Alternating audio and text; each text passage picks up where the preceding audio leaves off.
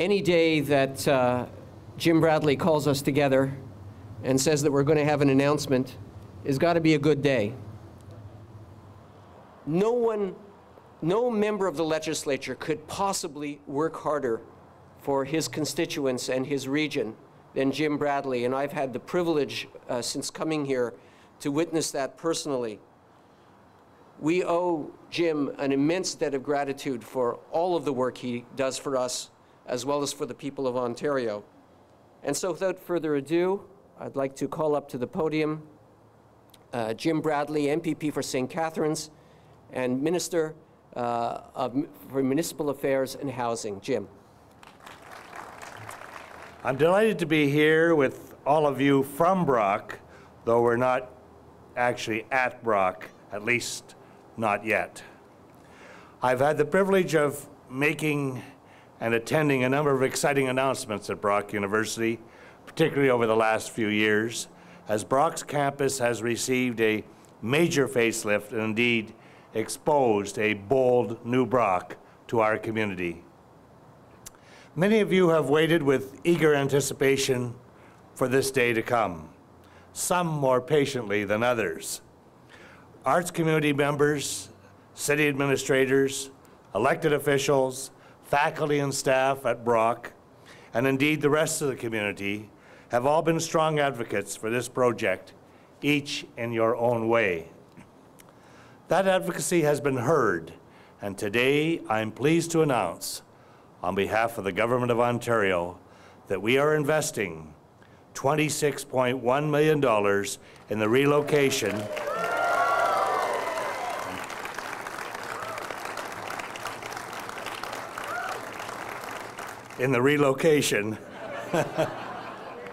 of the Marilyn I. Walker School of Fine and Performing Arts to downtown St. Catharines, bringing the total commitment of the Government of Ontario to this project, $18 million to the City of St. Catharines, $26.1 million to Brock University, bringing the total commitment to $44 million.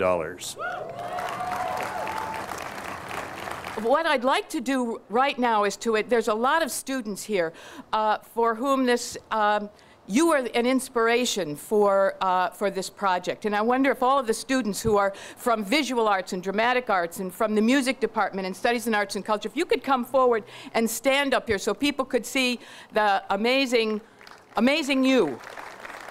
This is why we're doing this. And now, imagine with me, with these students here, what this is going to be like to have the studios for visual arts and practice rooms, more than 3, for the music students so that they don't have to schedule it round the clock, and a beautiful place to train for scenography and wardrobe, and a theater that's dedicated for these students. It's going to be an extraordinary place for all of the creativity and imagination and innovation that is unfolding here in this wonderful renaissance in Niagara. I would just like for a moment for the students to, you can hear their exuberance, their creative exuberance. Let the folks hear, let Marilyn hear how you feel about today's announcement.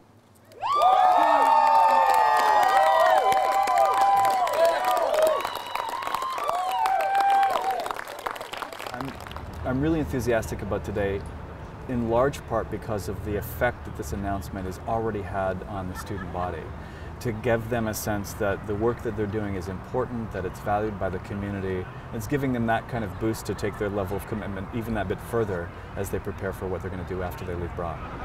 I think it affects us as students, obviously future and present students, obviously because we get a new building and new space to look forward to and just more room to create. I think that we're really lacking that at the school we have now, but I think it's going to be a great experience to have this building. Our belief is beyond any doubt that it will have a tremendous transformative effect on this whole Niagara area in many different ways, not the least of which is how it will expand the opportunity for the young people to get a world-class education in the Niagara area. The impact of Marilyn's legacy will blossom exponentially. Marilyn, you can't hear me, but your husband is here, and let him tell you that you continue to inspire us all. And your devoted husband, Norris, does the same thing. So thank you very much, Norris, and please give that to Marilyn. Today's announcement represents so much more than merely a campus expansion. There's no denying that Brock's campus is bursting at the seams with demands for space and resources at a premium as thousands of new students flood its halls and classrooms each and every year. Today's announcement is proof that Brock has made a compelling case for why precious resources need to be invested in its campus and in our community. The St. Catharines Thorold Prosperity Council had identified culture and the arts as a key catalyst for economic growth in our community. And one of those key components was the Marilyn I Walker School of Fine and Performing Arts and the Performing Arts Centre in downtown St. Catharines.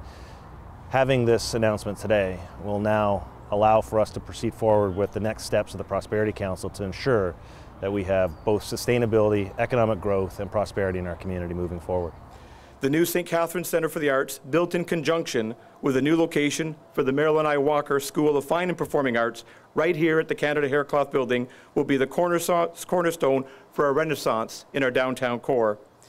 Building on the growth of the cultural sector, this downtown revitalization will support our efforts to attract new business and investments from growth sectors that will diversify our local economy and build future prosperity. Minister Jim Bradley's announcement today is really beyond the icing on the cake. We have seen extraordinary community support and an influx of enthusiasm and commitment to this project for the last 4 years. It's been growing and growing and growing. We've done our homework. We have an extraordinary feasibility study in front of us that provides the research that makes us know this project is going to serve the downtown of St. Catharines, the faculty and students and staff of the Marilyn I Walker School of Fine and Performing Arts in a profound way. As far as the downtown, it's really going to create a real renaissance in the downtown core. There's opportunities here that we've never had before, with the school being back on this side of St. Paul Street. We have the walkways that are back here, these old buildings that face and retail onto St. Paul Street used to serve the canal that was back here, and so it's an opportunity for the backsides of these buildings to actually start serving a purpose again, and these basements are here could house commercial space, cafes, restaurants, bookstores. The Centre for the Arts has been in existence at Brock University for 40 years, and like the School of Fine and Performing Arts, we operate under very crowded conditions. We have theoretically one theatre to serve all of the arts groups in Niagara, and we're not serving them very well at all. As an arts organization, we can't wait for the time when the centre opens.